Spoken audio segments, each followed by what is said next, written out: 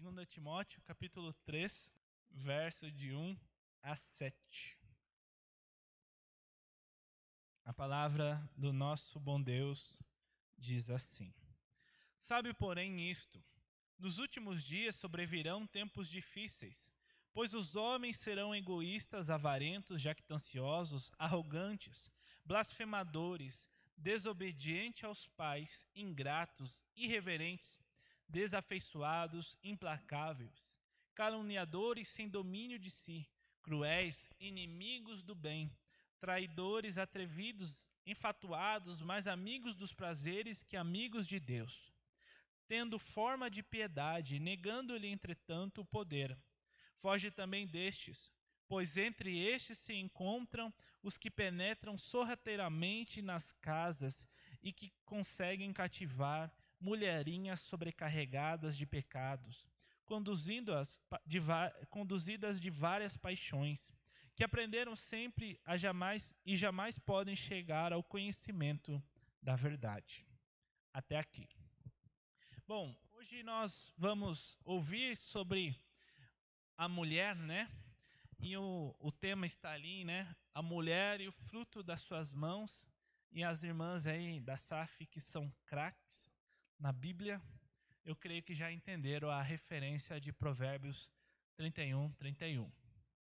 Mas nós queremos e vamos aprender hoje um pouco sobre qual é a visão bíblica da Bíblia com relação ao papel da mulher.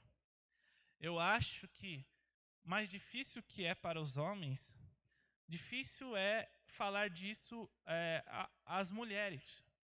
Mas eu creio que cada um de nós, diante de Deus, entendemos que a Bíblia é a palavra de Deus. E que como palavra de Deus, ela é norma absoluta para as nossas vidas. Que em cada detalhe, em cada palavra, como nós ouvimos no domingo, né? Deus inspirou a verdade dele aqui para cada um de nós.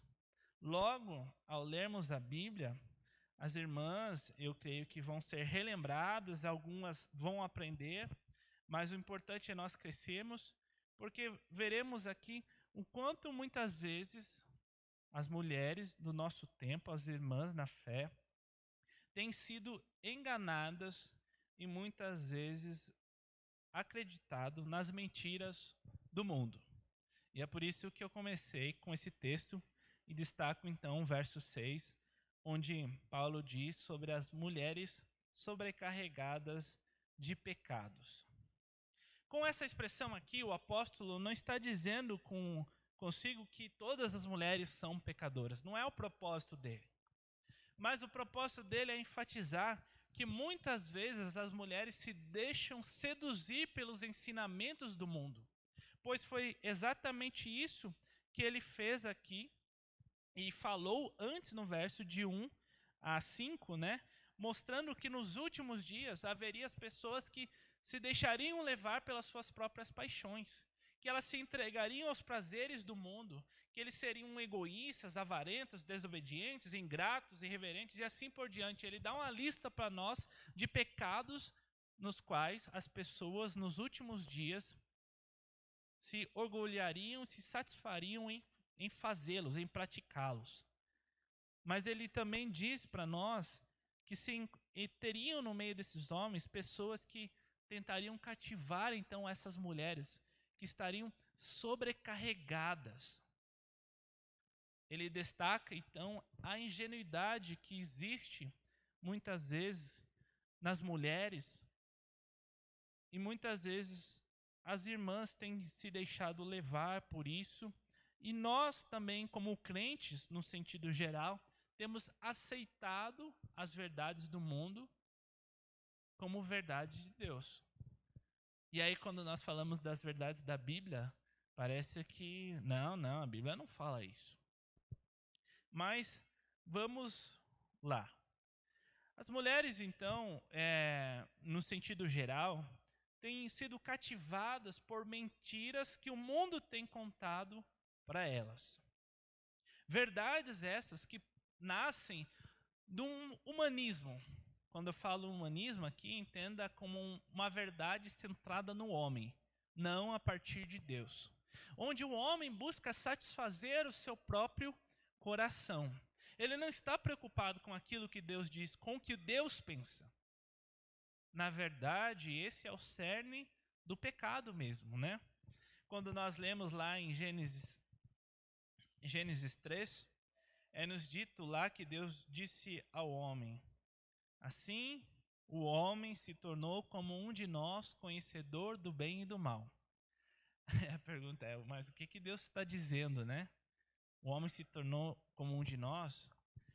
O que Deus está enfatizando ali, o que a Bíblia quer dizer ali, é que a partir daquele momento, por causa do pecado, o homem acreditaria ser ele Deus.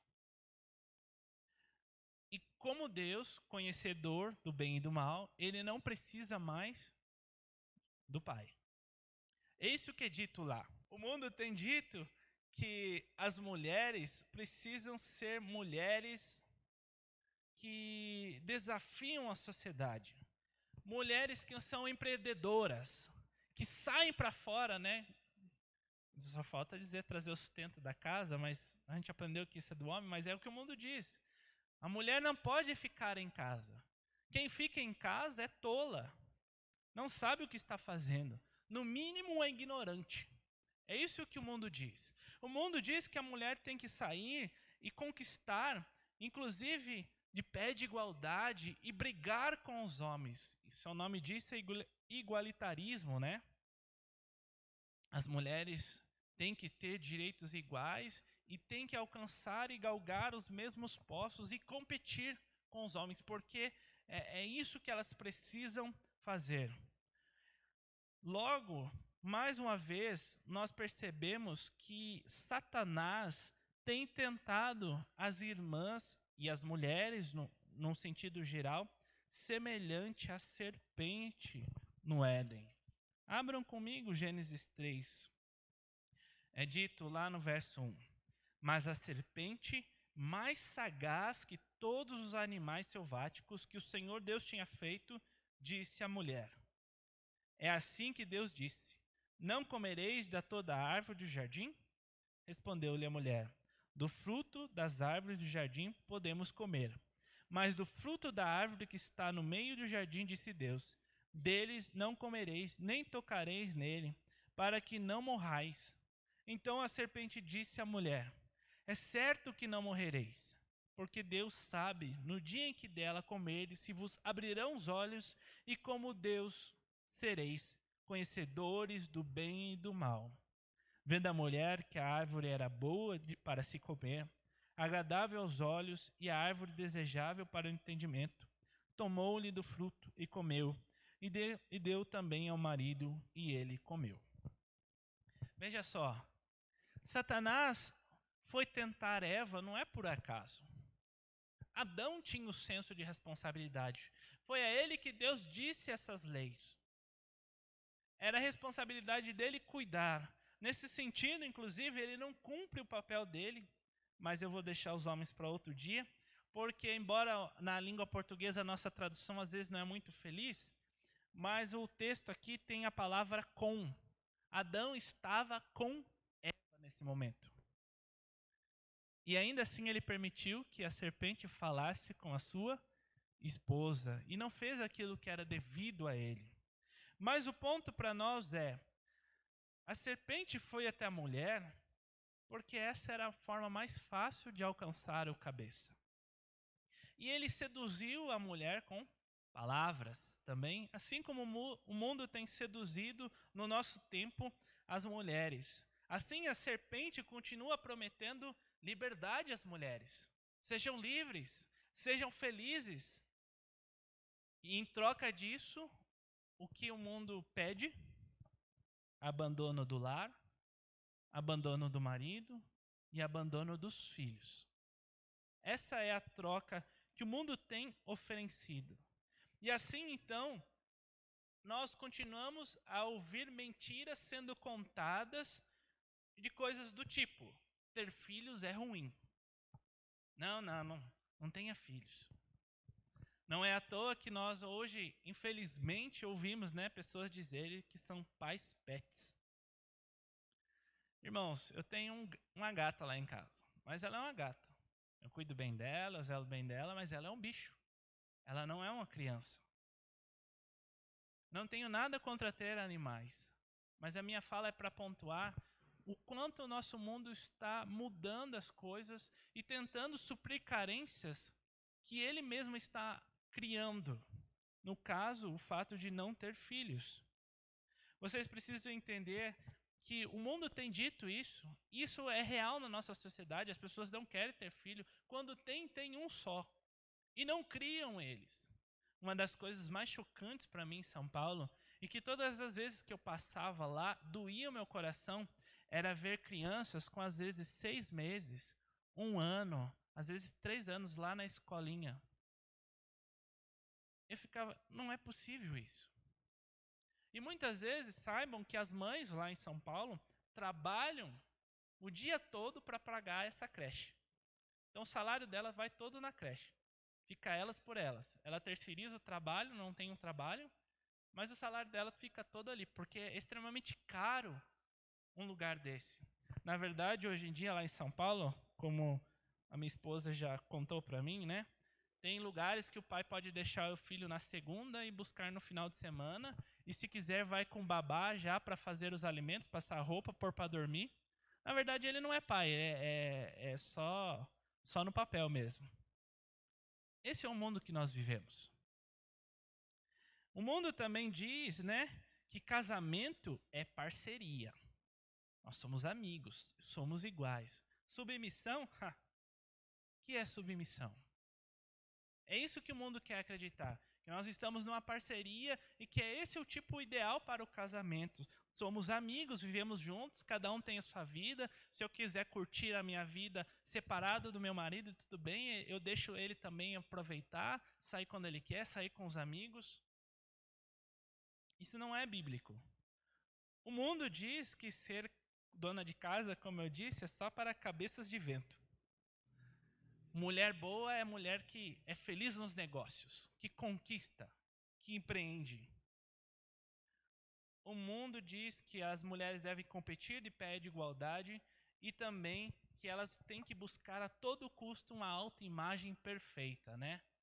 A mulher tem que sempre buscar, independente do que isso vai custar para ela, ser jovem, fazer cirurgias atrás de cirurgias. Não é à toa que no nosso país esse pecado é muito forte. Nós somos um dos países que mais fazem cirurgias estéticas. E aí a mulher busca um ideal que nem é bíblico, né? Pois a sensualidade é quebra do mandamento de Deus. O corpo da mulher pertence ao seu marido e a ele somente. E quando ela não é casada, ela deve viver o celibato. É assim que a Bíblia diz. E cabe ao pai dela ainda zelar pela pureza dela. Esse é um outro ponto para outro dia. Mas isso não mudou. O ponto para nós é que intimidade e o corpo da mulher não deve ser exposto como a mídia e as pessoas querem fazer nós acreditarmos todos os dias pela TV. E isso é tão forte que hoje em dia basta você ligar a TV lá, você vai ver pornografia na sua televisão. E aí você esteja pensando, nossa pastor, que exagero. Não é exagero, irmãos. São pessoas quase sem roupa ou muitas vezes sem roupa. Isso é pornografia. Não há erro. Não há... Mas o meu ponto não é falar disso. O meu ponto é mostrar quanto o mundo tem colocado as mulheres com ideais que não são os bíblicos. Eu vou ilustrar isso de uma forma bem simples. Antes, as histórias das princesas eram as princesas que queriam ser salvas pelo príncipe. Elas precisavam ser libertadas por um príncipe que viria e aí salvaria a vida delas. E aí então, depois de salvar a vida delas, eles viveriam felizes para sempre. Tem um problema nisso também, mas o ponto era o homem que era o salvador dela. Hoje o mundo tem princesas que não precisam mais de homens. Na verdade, nesses filmes, normalmente os homens são os tolos. Eles são retratados como estúpidos que só falam coisas engraçadas e piadas engraçadas. Na verdade, a mulher agora ela pode ser princesa e rainha e fazer tudo o que o homem faz. No caso da Valente, né? Ela luta pela sua própria honra. Ou da Elsa, ela é uma rainha que não tem rei e ainda salva todas as pessoas. Veja só como esse discurso cada vez mais é forte e enfatizado, e eu poderia ficar botando um monte de filmes aí para os irmãos entenderem como isso tem dito pelo mundo. Hoje, então, nós temos um imenso mercado para tentar suprir um buraco causado pelo desvio trazido pela ausência do cumprimento do papel da mulher. Como o mundo diz que ela não precisa ficar mais em casa, ela tem que ir para os negócios, ela tem que abandonar os filhos e viver a vida dela. Aí o mundo tem aquela coisa que mais causa ódio no meu coração. Livros de autoajuda. Seja feliz. Ame a si mesmo. Conquiste os seus sonhos. Aí você vai no psicólogo, o psicólogo é pior ainda, consegue ser pior. A psicologia ela é fruto de uma mente pecaminosa e ela fortalece essas ideias. E aí você vai procurar um terapeuta de casais, e aí ele vai falar, não, vocês têm que ser felizes mesmo. Ah, mas não dá, cada um quer. Ah, tá bom, então siga o seu caminho. Você não precisa continuar, você não é obrigado a continuar casado. Na verdade, eu já ouvi isso da minha irmã, que a psicóloga dela falou para ela o seguinte, ó, você não precisa nem perdoar, ninguém é obrigado a perdoar. A gente tem que tomar cuidado com isso, porque nós temos então palestras motivacionais sobre casamento que a gente acha muito engraçado, mas que não edifica em nada e não mostra para nós o papel que Deus estabeleceu para homem e mulher no casamento. E assim então, a mulher moderna é em muitos sentidos como a mulher de 2 Timóteo, da qual nós lemos. Uma mulher sobrecarregada com os pecados que rodeiam ela, com pessoas que tentam incutir na cabeça dela coisas que não são verdades provindas da palavra de Deus. Mas então, minhas irmãs, como nós podemos então entender o que é uma mulher à luz das Escrituras? Como nós vamos entender como a mulher pode servir a Deus dentro do seu lar e cumprindo o seu papel? Cantares, capítulo 2, verso 3. Você, como filha de Deus, como mulher cristã, a primeira coisa que nós precisamos resgatar é a sua visão do seu marido dentro da sua casa. Como você vê o seu marido? Como você vê o homem que Deus te colocou como líder, como cabeça do seu lar? Você olha para ele e vê uma floresta devastada, cortada, queimada, ou você olha para ele e vê uma macieira frutífera, como a mulher de Cantares enxerga o seu marido? A primeira coisa que nós precisamos entender, então, é que a Bíblia chama as mulheres a terem uma alta visão sobre o seu marido. Ensina as mulheres como esposas e como auxiliadoras que Deus as colocou a olharem para os seus maridos como líderes da sua casa. Em Efésios 5, nós sabemos muito bem, no verso 22, Paulo diz: as mulheres sejam submissas ao seu próprio marido como ao Senhor. Porque o marido é cabeça da mulher, como também Cristo é o cabeça da igreja, sendo este mesmo o Salvador do corpo. Como, porém, a igreja está sujeita a Cristo, assim também sejam em tudo submissas ao seu marido. As mulheres precisam entender, então, que a autoridade que o seu marido tem foi dada por Deus. E não é só autoridade, porque nós vamos falar também depois para eles e para mim, de responsabilidades vindas deste mas o ponto que foi Deus que estabeleceu as coisas assim desde o princípio. O homem como cabeça que governa e lidera o seu lar. E a mulher ali como seu auxílio, como alguém que é guiada por ele e entende que o seu marido a guia, como Cristo guia a igreja. Esse é o padrão. Então, eu sei que normalmente quando nós falamos sobre essas coisas, as irmãs já ficam temerosas. A submissão cristã nunca é cega. Então entendam que se o seu marido está te guiando para um caminho pecaminoso, não é isso. Isso aí você já descarta. O pastor não está falando disso. E eu nem precisava me desculpar e explicar essas coisas. Mas o nosso coração às vezes quer ouvir coisas que nós não estamos ouvindo. Então eu estou dando o aviso aqui, não é isso que o pastor está falando. Mas o ponto é, veja o que Paulo diz no verso 22. Destaco aqui o finalzinho. Sejam submissas ao seu próprio marido. Quem é o cabeça da mulher? É todos os homens?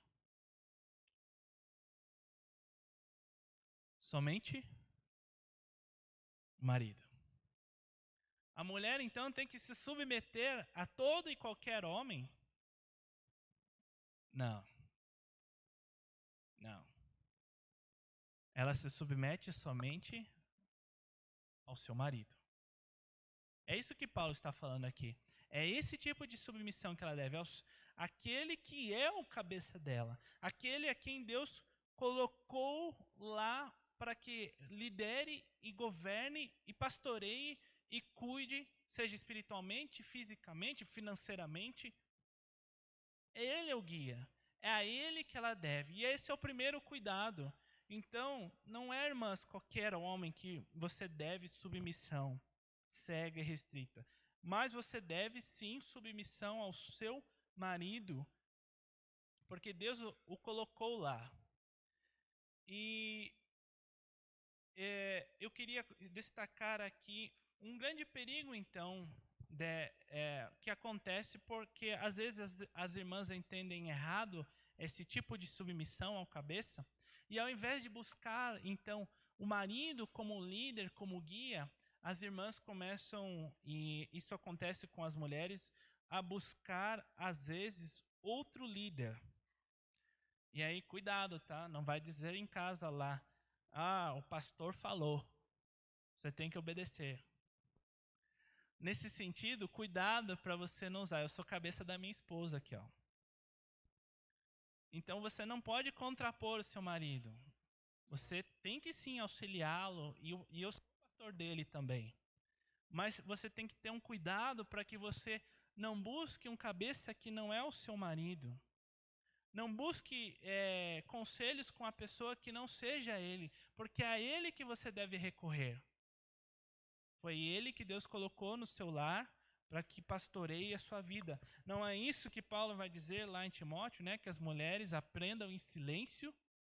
E se tiverem dúvida, procurem os maridos na sua casa para que eles tirem a sua dúvida. O ponto era uma questão de autoridade e também uma submissão ao seu marido. Logo, a esposa sábia, ela sempre procura o seu marido. E se ela entende que o marido não pode suprir as suas necessidades, ela ainda assim pede e pergunta a ele se ele permite que ela vá buscar ou que eles venham a buscar outro auxílio, que seja do pastor, do presbítero e de outro irmão na fé. Esse é um primeiro cuidado que eu gostaria de relatar. Então, você deve então cuidar e estabelecer no seu coração uma alta visão sobre o teu marido. Aí em Gênesis 3 mesmo, no verso 16, onde nós não lemos, mas eu vou ler agora. Após a queda, Deus diz à mulher o seguinte, no verso 16. E a mulher disse: multiplicarei sobremodo os sofrimentos da tua gravidez, e meio de dores darás à luz filhos. O teu desejo será para o teu marido, e ele te governará. Nós sabemos o sentido direto e expresso dessa afirmação aqui. Após a queda, se tornaria extremamente insuportável para as mulheres, por causa do pecado, se submeterem aos seus maridos. Sabe onde nasceu o feminismo? Aqui, no Éden, após a queda. Porque o pecado tornaria essa submissão algo extremamente dolorosa para as mulheres. Mas uma outra coisa que nós nos esquecemos, que está então incutida como ensinamento aqui nesse verso, que as mulheres precisam de líderes.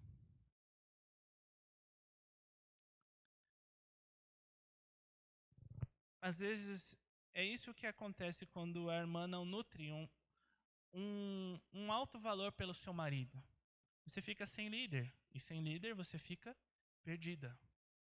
Deus te fez para que você fosse guiada pelo seu par. Você precisa dele. Deus incutiu na mulher essa necessidade. E é por isso que muitas vezes as mulheres confundem essas coisas. Vou ilustrar aqui. Normalmente, uma mulher que não tem os princípios da palavra de Deus, ela olha e vê um cara extremamente forte, musculoso e fala: ah, esse vai ser o meu marido. Não é porque ela achou ele musculoso e bonito. Normalmente não é isso que chama a atenção das mulheres. É porque ela vê nele um potencial de alguém que possa guardá-la e protegê-la e defendê-la. O problema é que o ideal está conturbado. Porque esse cara não vai ser isso. Ela vê, às vezes, um rapaz trabalhador que trabalha, e ela fala: pô, esse aí serve para ser marido, porque ele vai sustentar a minha casa. Mas ela se esquece, às vezes, que não é só isso. Ele precisa também ser um líder espiritual. Ele precisa ser alguém que cuida, que zela, que protege. Nesse sentido, falo aqui para quem não é casado. Pense bem em quem você vai escolher para ser o seu marido. Você precisa identificar se ele tem essas qualidades. E se os cavalinhos que ele tem no seu caminhão aguentam carregar você. É isso mesmo, meus irmãos. É assim que a Bíblia diz. Nem toda mulher dá para todo homem. Porque às vezes o homem não consegue. E você precisa buscar um homem assim, com os padrões bíblicos, fiéis às Escrituras, mas esse é o ponto. Logo, com isso, quando eu estou falando aqui, você precisa lembrar então que Deus te ensina a nutrir esse aspecto. Não é à toa que Nancy Wilson diz o seguinte: quando as mulheres adotam essa visão elevada, a submissão é vista como algo inteiramente diferente. Submeter-se a alguém a quem Deus colocou sobre você com uma amorosa autoridade é um alívio e não um fardo. Mas Paulo diz mais lá em Efésios 5. Ele diz o seguinte no verso... Efésios 5, no verso 24.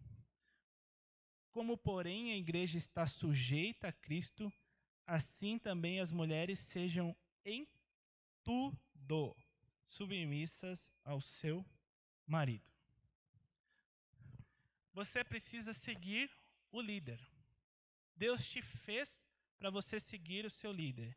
Eu já destaquei aqui que quando o seu líder te chama para cumprir algo que quebra a lei de Deus, aí você para. Ele deixa de ser o seu líder. Ele deixa de ter as qualificações de líder. Mas se não for esse o motivo, você deve segui-lo. E quando Paulo fala em tudo, é em tudo mesmo. Aqui falo sobre as coisas pequenas então. Mas Deus te chama para ser guiada por Ele, porque Ele guia você como Cristo guia a igreja. Ele busca o seu bem, o seu amor, o seu cuidado. Eu sei que em casamentos onde nós não temos um marido cristão, talvez isso não seja verdade. Mas, quando a Bíblia fala essas verdades, ele está pensando no ideal de Deus para o casamento. E aí, por causa do pecado, às vezes a gente tem que ficar lidando com problemas circunstanciais. Mas isso não muda o padrão de Deus para nós. Ainda que o marido seja incrédulo, se ele não está ferindo a lei de Deus, as mulheres precisam se submeter à sua liderança.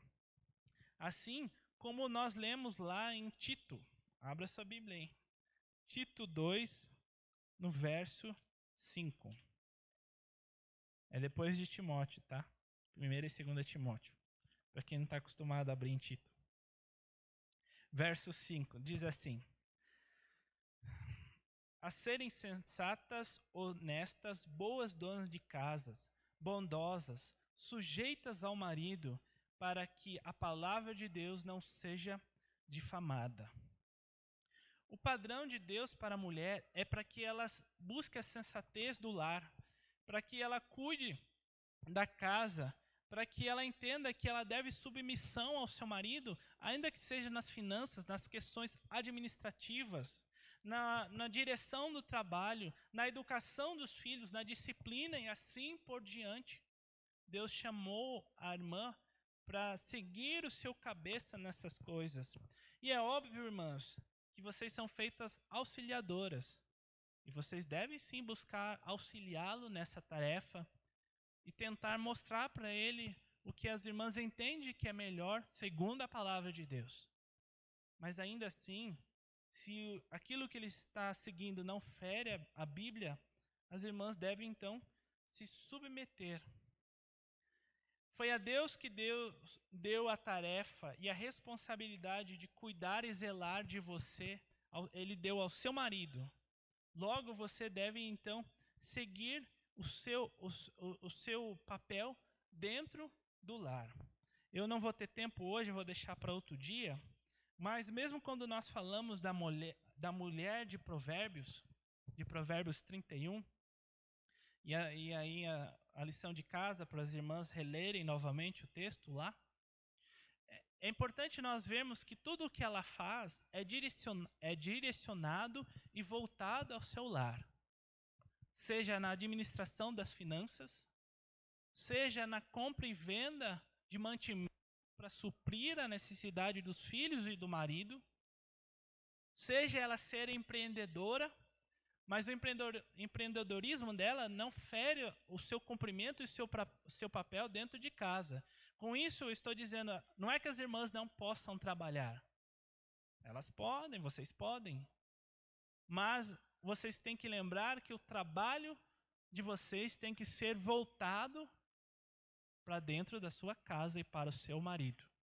Se de alguma forma ele impede você de cumprir a sua tarefa dentro de casa, você está errando nisso.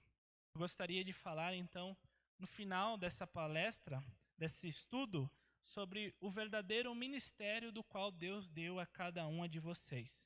Paulo vai dizer, verso 3: quanto às mulheres idosas, semelhantemente, que sejam sérias em seu proceder, não caluniadoras, não escravizadas a muito vinho, sejam mestras do bem, a fim de instruírem as jovens recém-casadas a amarem ao marido e aos seus filhos, e a serem sensatas, honestas, boas donas de casa, bondosas e sujeitas ao marido, para que a palavra de Deus não seja difamada.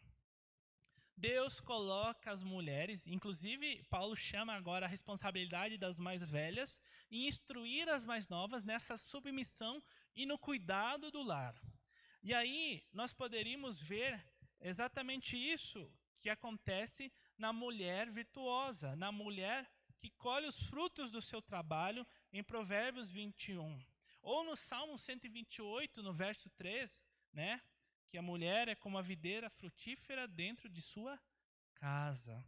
Ou aqui ainda em 1 Timóteo, no capítulo 2, no verso de 9 em diante, onde Paulo diz o seguinte: da mesma sorte que as mulheres em traje decente se ataviem com modéstia e bom senso, não com cabeleira frisada e com ouro ou pérolas ou vestuários dispendicioso, porém com boas obras, como é próprio às mulheres que professam ser piedosas.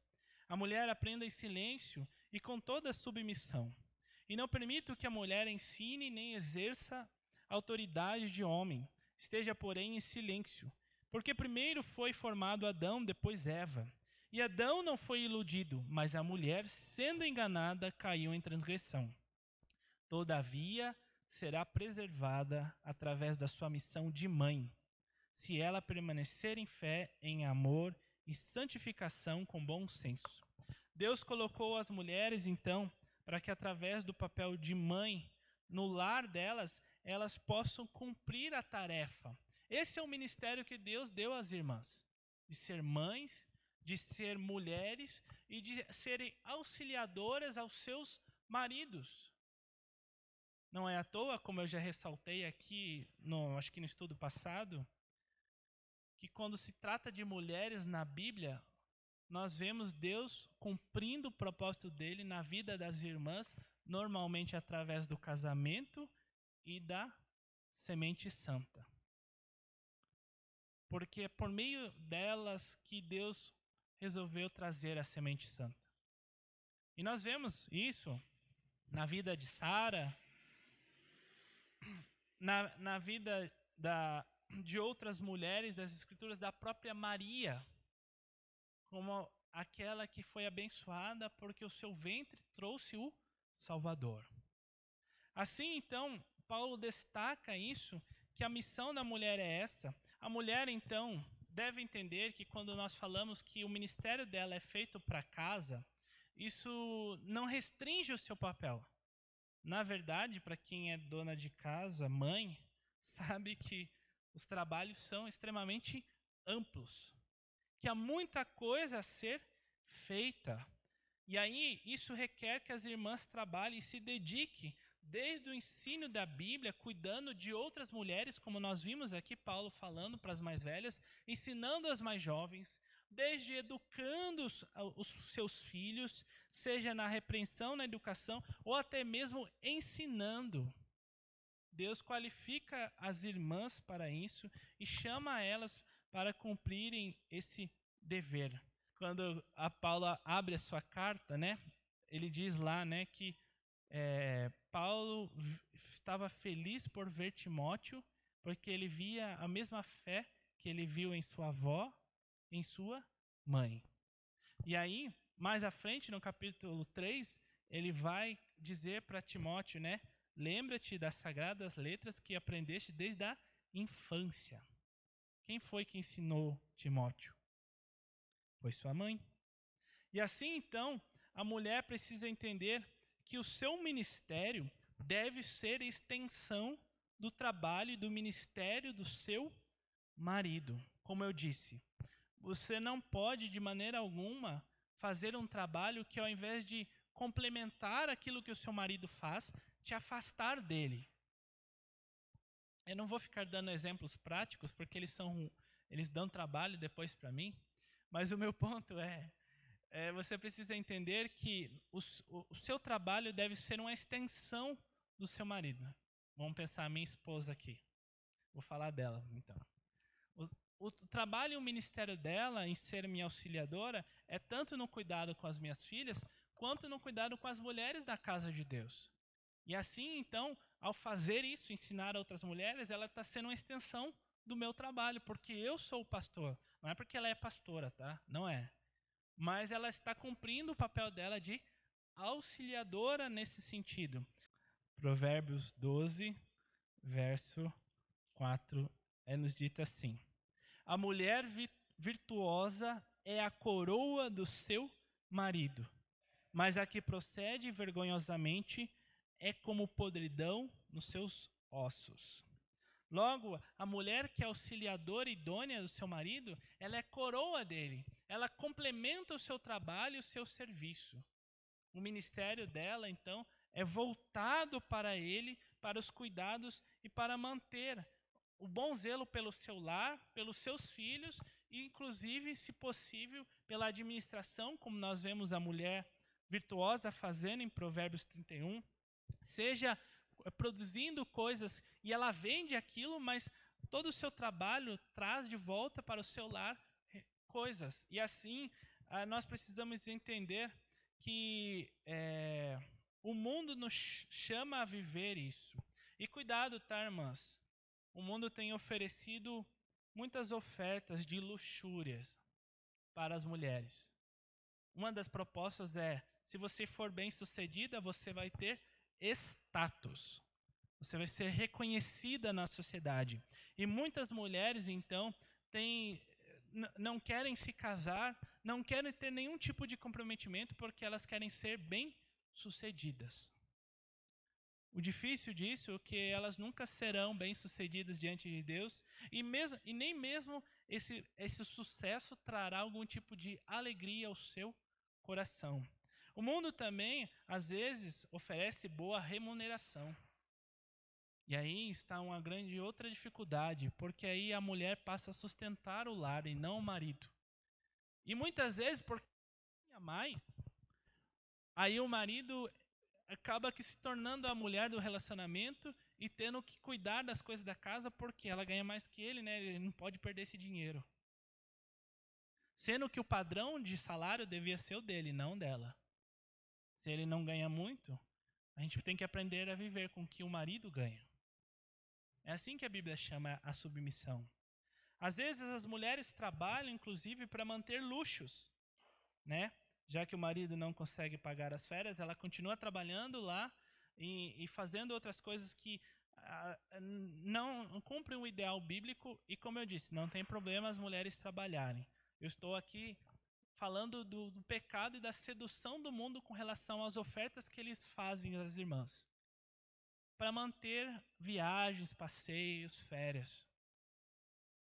Cuidado, minhas irmãs. Lembre-se, você deve então buscar e cuidar, e sua tarefa é auxiliar o seu marido no trabalho dele. Ele foi chamado para isso. É ele que tem que trazer o sustento para o seu lar. E você deve dar apoio a ele e não fazer o contrário, você sustentar o lar para que ele te dê apoio. Não é à toa que em Provérbios 14, então, no verso 1, Salomão diz, né? A mulher sábia edifica a sua casa, mas a insensata com as próprias mãos a derriba. A melhor forma de nós entendermos se estamos de fato cumprindo aquilo que a palavra de Deus nos chama a fazer, e aí, pensando nas mulheres, olharmos e vermos se as nossas motivações passam pelo crivo da palavra. Se nós de fato estamos vivendo aquilo porque nós estamos vendo que a Bíblia nos chama a fazer tais coisas, ou se nós estamos vivendo isso simplesmente para agradar o nosso coração ou conseguir prazeres e assim por diante. Então, uma lição para as irmãs e para os homens também, cabe a nós também. Hoje eu estou falando a elas. Sonde o seu coração. Procure ver se diante de Deus elas são verdadeiras e, segundo, se elas são bíblicas. Se elas não estão ferindo aquilo que a Bíblia chama a irmã a ser. Busque na Bíblia.